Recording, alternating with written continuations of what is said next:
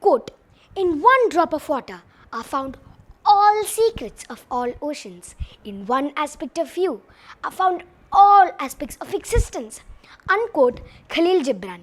Khalil Gibran was a Lebanese-American writer, poet, artist and philosopher.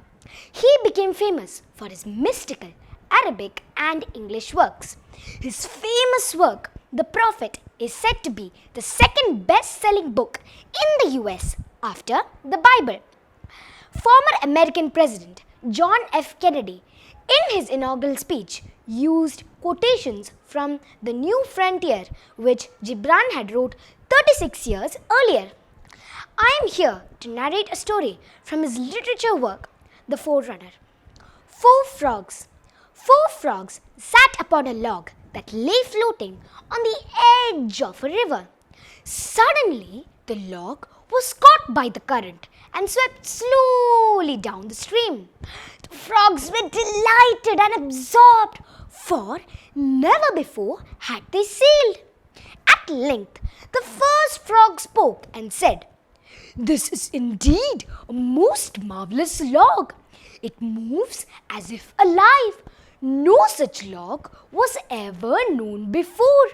Then the second frog spoke and said, "Nay, my friend, the log is just like any other log and does not move.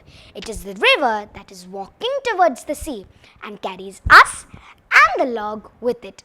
And the third frog spoke and said, "It is neither the log nor the river that moves. The moving is in our thinking, for without thought nothing moves."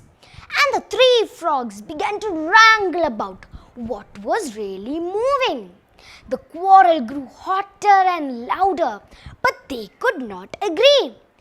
Then they turned to the fourth frog, who, up to this time, had been listening attentively but holding its peace, and they asked its opinion.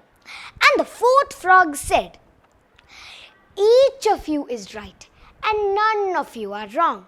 The moving is in the log, the river, and in our thinking also." And the three frogs became very angry, for none of them were willing to admit that its truth was not the whole truth, and the other two were not wholly wrong. Then a strange thing happened. The three frogs got together and pushed the fourth frog off the log into the river. So, my friends, if you appear in front of others as an expert of any field, you must possess true knowledge about that topic. If you have only little or partial knowledge about that, and yet you still pretend to be an expert of it, it will create problems for you as well as to the others. This was the message of the story. Thank you.